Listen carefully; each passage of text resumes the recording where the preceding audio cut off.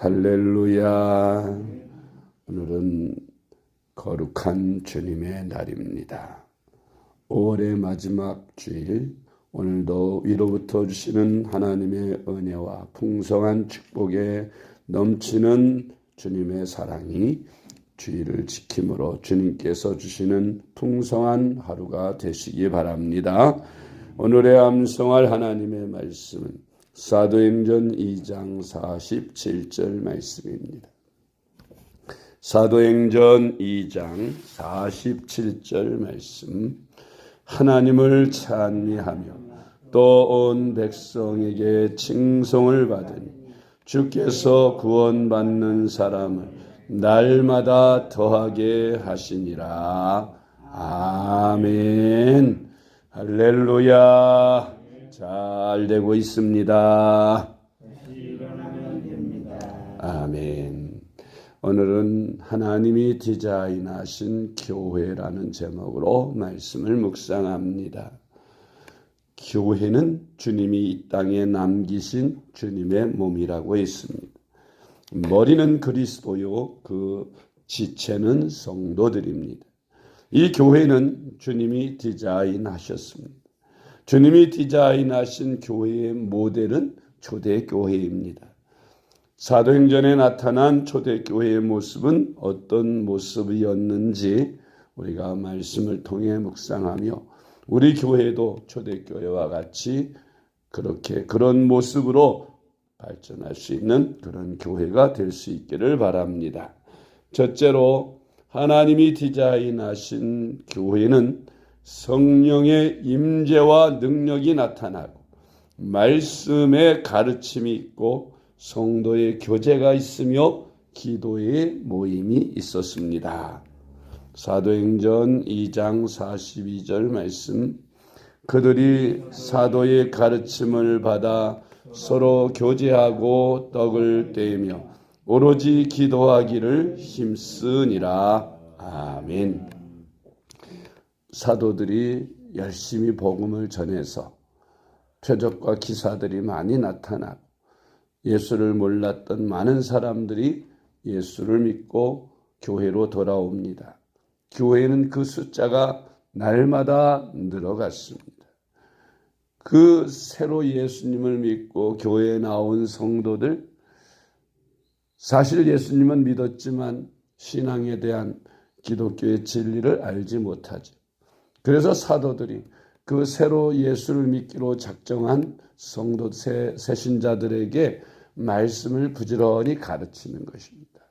성숙한 그리스도인으로 자라도록 신앙생활에 대해서, 진리에 대해서 매일같이 말씀을 가르쳤던 것을 볼 수가 있습니다. 교회는 교육의 기능이 있습니다. 교육의 기능이 있어서 교회마다 교육관이 있고 또 교회 안에는 교회학교, 유치부, 아동부, 중고등부, 청년부, 또 장년부까지 성경 공부를 할 수 있는 그런 교육기관들이 있습니다. 그래서 교회와 교육은 뗄래야 뗄 수가 없습니다. 이 교육을 잘 받아야 신앙이 온전히 성장하고 진리를 알지니 진리가 너희를 자유케 하리라고 하신 주님의 말씀처럼 우리가 진리의 말씀을 많이 알수록 우리는 더 힘있는 그리스도인, 능력 있는 그리스도인이 될 수 있고 성숙한 그리스도인으로 자랄 수가 있는 것입니다. 그래서 우리 성도들은 신앙의 성장을 위해서 열심히 성경 공부에 동참하고 또 성경 읽기에 힘써야겠습니다. 두 번째로 사도들로 말미암아 기사와 표적이 많이 나타났습니다. 예수 그리스도를 믿으라고 전도할 때 사람들이 예수에 대한 소문을 그 당시에는 들었을지 모르고 한두 번씩 배웠을지도 몰라요. 그러나 예수님이 부활 승천하신 이후에는 예수님이 이 땅에 안 계십니다. 그래서 예수님에 대한 이야기를 해도 그들은 잘 믿으려 하지 않을 것입니다. 그래서 사도들이 전하는 그 입술의 말씀이 하나님의 말씀이요 진리의 말씀임을 증거하기 위하여 그 말씀을 증거하는 표적, 기사들이 많이 나타났던 것입니다. 예수님께서도 하나님의 아들이심을 이 땅에서 나타내시는 방법으로 기사와 표적을 많이 행하셨죠. 아무리 하나님의 아들이시라도 그런 표적과 기사가 없이 내가 하나님의 아들이라 하면 믿어줄 사람이 없는 것입니다. 그런데 눈먼 소경이 눈을 뜨고 기머리가 들으며 벙어리가 말하고 안진뱅이가 일어나며 각종 병자들이 깨끗함을 받고 뿐만 아니라 죽은 자가 다시 살아나기도 하고 많은 기사와 표적들, 물고기 2마리와 보리떡 5개로 5,000명을 먹이시고 12광줄이나 남게 하시는 이런 기적을 일으키시기도 하시고 풍랑을 명하여 잔잔하라 명하실 때 풍랑이 잔잔해졌습니다. 이런 기사와 표적들로 말미암아 예수님의 12사도들은 예수님이 하나님의 아들이시고 예수님이 말씀하시는 그 말씀은 하나님의 말씀인 것을 믿고 따르게 되었던 것입니다. 그가 십자가의 죽으심도 마찬가지로 평소 주님께서 말씀하신 대로 인류의 죄를 사하시기 위하여 고난을 받으시고 십자가의 희생양이 되셔야 한다는 사실을 제자들에게 가르치신 대로 그 말씀을 이제 믿게 되는 것입니다. 오늘날에도 마찬가지라고 생각합니다. 초대교회 사도들에게 이와 같이 예수님처럼 표적과 기사가 많이 나타났습니다. 베드로와 요한이 성전 미문 곁에 앉아서 구걸하는 안진뱅이를 나사렛 예수의 이름으로 일으켜 걷기도 하고 뛰기도 하며 하나님을 찬양하게 하는 그런 기사와 표적을 행함으로 많은 사람들이 베드로와 요한 또 사도들의 말씀을 하나님의 말씀으로 믿게 되었던 것입니다. 그 밖에도 나중에 사도 바울 같은 경우에는 그가 안수를 하고 그가 기도하면 병이 떠나고 나을 뿐만 아니라 그가 지녔던 손수건이나 앞치마 같은 것을 가지고 병자의 머리에 올리거나 귀신 들린 자의 머리에 올리면 악귀가 떠나가고 병이 낫는 기사와 표적, 희한한 능력까지 사도들의 손에 나타났던 것을 우리가 성경에서 볼 수가 있습니다. 문제는 오늘날이지요. 이렇게 오늘날까지 복음이 전파되어 계속 세대를 거치며 2000년이라는 세월이 흘렀습니다.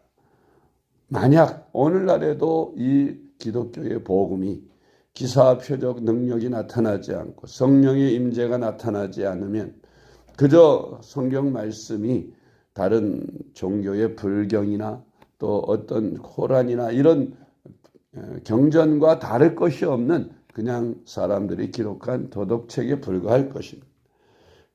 그런데 오늘날까지 우리 교회에는 초대교회처럼 계속해서 이런 기사와 표적이 많이 나타나서 말씀이 말씀되게 하시고 성령의 임재를 체험하고 살아계셔서 역사하시는 하나님을 날마다 체험할 수 있게 했던 것입니다. 근래에 와서 이제 이런 한국 교회의 기사와 표적들이 거의 나타나지 않는 모습을 봅니다.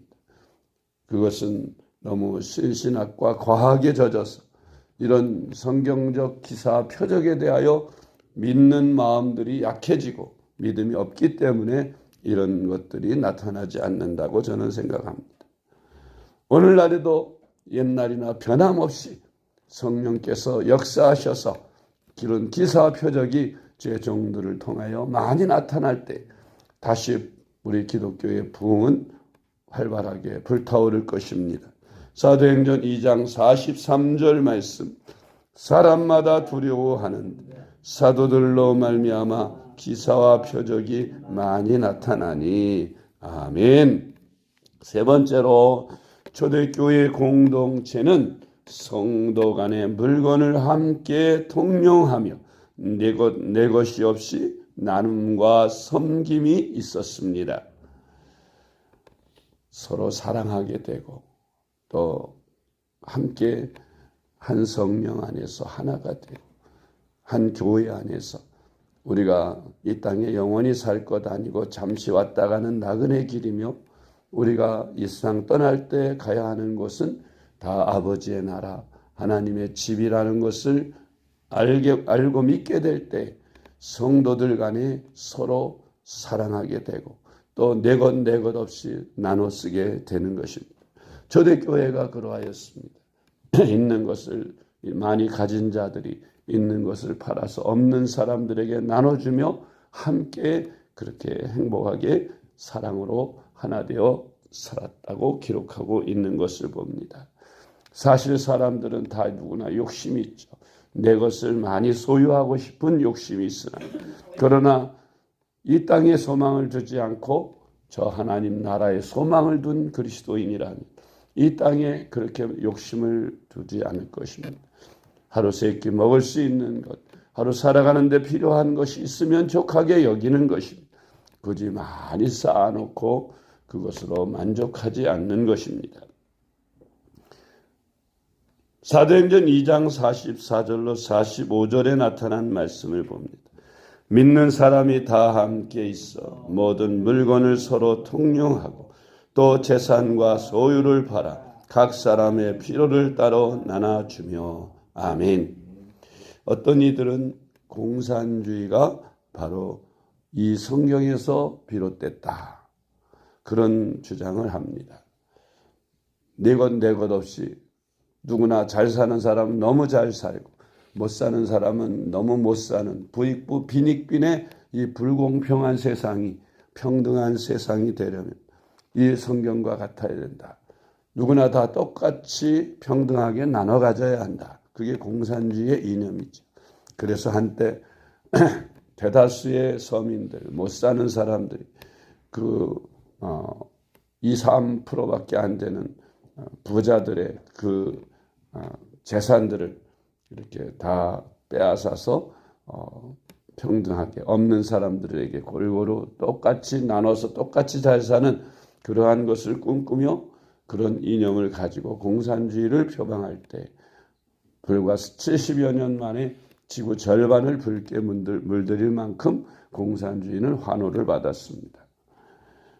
그런데 공산주의와 기독교의 이 나눔은 많은 차이가 있습니다. 큰 차이가 같은 것 같으면서도 큰 차이가 있는데 그게 뭐냐? 공산주의는 21세기 들어서 이제 거의 다 문을 닫게 되었지요. 자, 공산주의가 실패한 이유는 무엇입니까? 공산주의는 있는 사람들의 것을 강제로 빼앗아서 없는 사람들에게 똑같이 나눠주는 그런 평등 제도라고 해서 똑같이 다 있는 사람들 것 뺏고 그래서 배급제로 똑같이 나눠줍니다. 그러니까 많이 벌어서 많이 나눠야 할 부자들이 그들은 아무래도 능력 있는 사람들이 있죠.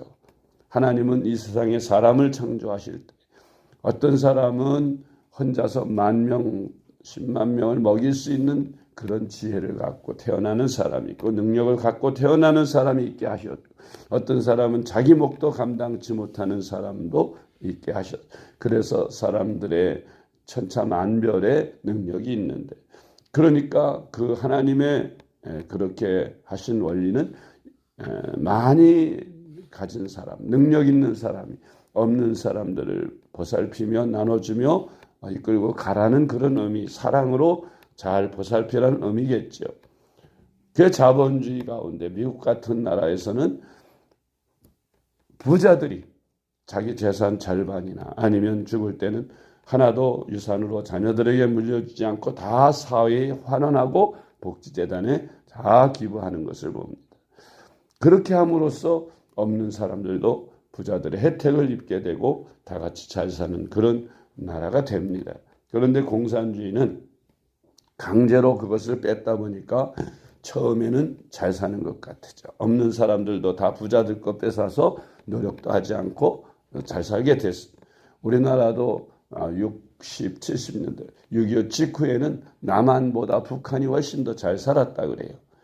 그런데 세월이 지난 오늘날에는 남한이 북한의 46배나 경제적으로 더 잘 사는 나라가 된 것은 그것은 공산주의가 실패했다는 의미죠. 왜냐하면 강제로 빼앗으면 10,000명을 먹여야 하고 10만 명을 먹이는 능력을 가진 사람들이 일을 안 하게 되죠. 왜? 내가 열심히 해봐야 저 게으르게 놀고 먹는 사람들 다 먹여 살리려고 내가 그거 해서 내가 뭐하러 그렇게 하느냐. 강제로 빼앗겨서 그렇게 할 바에는 나도 내 몫만 먹고 말겠다. 그리고 자기 것만 합니다. 그러면 없는 사람, 먹여야 할 사람들은 자기 능력으로 먹지도 못하고 그렇게 갖지도 못하는데, 그러니까 공산주의는 그냥 실패하고 망하게 된 것이죠. 자본주의와 공산주의, 성경과 공산주의가 다른 것은 성경은 자발적으로 능력 있는 사람들이 열심히 일해서 없는 사람들에게 나눠주고, 또 노블리스 오블리제라, 부자들을 존경하고 사랑하게 되고, 또 부자들은 그런 보람으로 없는 사람들에게 나눠주며 베풀면서 사는 그런 사회적 구조 속에서 자본주의가 성경적이 되는 것이죠. 그래서 자발적으로 나눈 것과 강제로 빼앗는 것은 엄청난 차이가 있는 것이에요. 그래서 성경적으로는 자발적으로 나눠주는 거다. 있는 사람들이 없는 사람들에게 스스로 자원해서 기부하고 나눠주는 그런 것이 바로 성경적이다 하는 거죠. 초대교회가 그렇게 하였다는 것입니다. 네 번째로, 날마다 성전에 모이기를 힘써 기도하였고 한편 집에서도 모여 떡을 떼며 음식을 나누는 셀 모임을 가지고 성도들의 교제를 나누었습니다.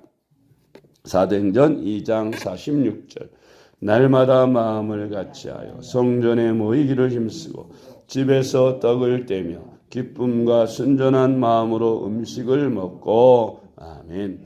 성도들 간에는 서로 이런 사랑의 교제가 있어야 단단해집니다. 그래서 힘을 모아서 열심히 세상을 복음화하는데 마음을 하나로 묶어야 되겠지요. 요즘에 노조라고, 노동조합이 지금 근로자들을 완전히 장악하고 산업사회의 큰 하나의 힘이 되고 있습니다. 그들이 뭉치고 단합하니까 사주들이 옛날에는 폭리를 취하고 노동자들의 노동임금을 착취했지만 지금은 그렇게 할 수가 없는 시대가 되었던 것입니다. 그렇게 힘을 모으면 큰 능력이 됩니다. 그래서 모든 산업 분야의 노조들이 생기게 된 것이죠.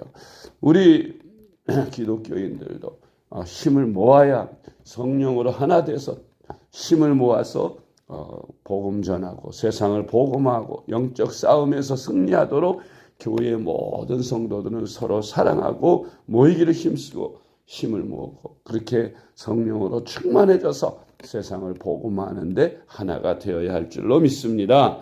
다섯 번째로, 이러한 초대교회 성도들의 삶은 세상 사람들로부터 칭송의 대상이 되었습니다. 그래서 그 수가 날마다 늘어가는 부흥이 일어났던 것입니다. 사도행전 2장 47절 말씀, 하나님을 찬미하며 또 온 백성에게 칭송을 받으니 주께서 구원받는 사람을 날마다 더하게 하시니라. 아멘.